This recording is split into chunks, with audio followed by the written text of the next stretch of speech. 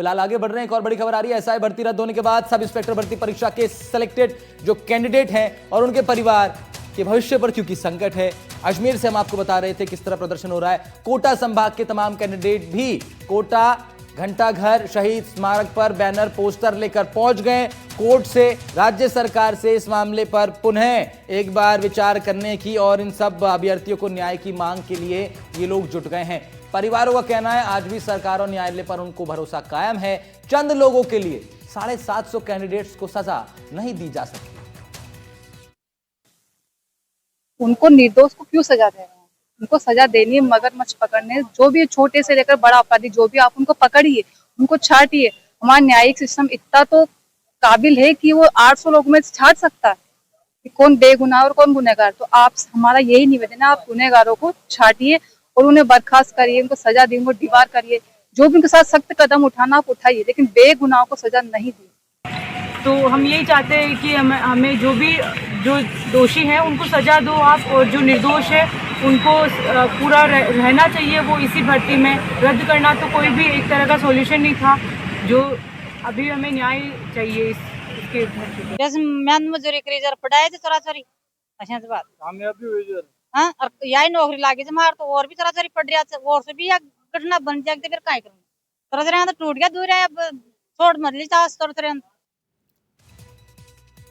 तो जो प्रदर्शन कर रहे हैं उन अभ्यर्थियों के परिवारों की रिएक्शन आप सुन रहे थे। उधर झुंझुनू में भी अभ्यर्थियों के परिवार प्रदर्शन कर रहे हैं। यहां भी शहीद स्मारक के सामने विरोध जताया गया, सीएम से गुहार लगाई गई, डबल बेंच में अपील करने की भी मांग रखी गई। कुछ रिएक्शंस यहां भी हमारे संवाददाताओं ने इन लोगों के लिए हैं, सुनवाते हैं।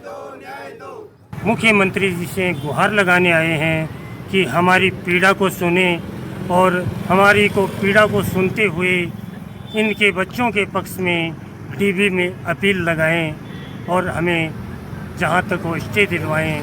हम न्याय प्रिय जो मुख्यमंत्री हैं उनसे हमें हमेशा पूरी श्रद्धा रही है, पूरा विश्वास रहा है।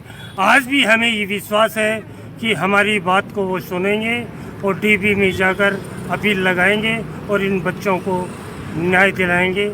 हम सब ईमानदार थानेदारों के परिजन हैं जो कि आज राजस्थान के कोने कोने से जिला मुख्यालयों पर इकट्ठे हुए हैं और माननीय मुख्यमंत्री से ये गुहार लगा रहे हैं कि मुख्यमंत्री जी, आप हमेशा ही न्याय के पक्ष में रहे हैं, आप एसआई भर्ती में ईमानदार थानेदारों के पक्ष में डीबी में जाएं और उनको न्याय दिलाएं।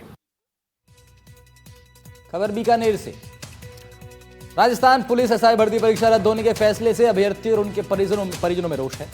बड़ी संख्या में अभ्यर्थी और उनके परिजन बीकानेर जिला कलेक्ट्रेट भी पहुंचे। यहां भी आलम वही नजर आया जो अजमेर में था, जो कोटा में था, और ऐसा ही कुछ बीकानेर में भी हो रहा है। एसआई भर्ती 2021 में जब हाईकोर्ट का फैसला आ गया है, जिसके बाद से ही जो अभ्यर्थी थे अब उनमें रोष नजर आ रहा है। अभ्यर्थियों का कहना है कि जब उन्होंने परीक्षा दी थी, उन्होंने ईमानदारी से दी थी, कुछ लोगों के लिए सभी लोगों को सजा न मिले, इसको लेकर अभ्यर्थी आज कलेक्ट्रेट पहुंचे हैं और अपना विरोध दर्ज करवाया है। उन्होंने कहा है जो सही है और ईमानदार अभ्यर्थी है उनको सजा क्यों दी जा रही है। इनकी सरकार से मांग है कि हाईकोर्ट की डबल बेंच में इनकी वापस पैरवी की जाए। इसको लेकर छात्र हमारे साथ है, कुछ छात्रों से बातचीत करते हैं। जी, नाम बताइए आपका। दिनेश जी, क्या मांगे, किस लिए आज यहाँ आए हो? सर, ये एसआई भर्ती में जो निर्दोष भाई लगे हैं उनके साथ न्याय होना चाहिए। हाईकोर्ट ने जो फैसला दिया है उसका क्या कहेंगे? हाईकोर्ट ने अब कह दिया कि परीक्षा दोबारा होगी, स्थगित कर दिया है, अब क्या करें? ये जो ईमानदार है उनके साथ न्याय होना चाहिए और जो दोषी है उनको सजा दी जानी चाहिए। जी, जो फैसला दिया है हाईकोर्ट का, क्या बताएं? ये एकदम सरासर गलत फैसला है।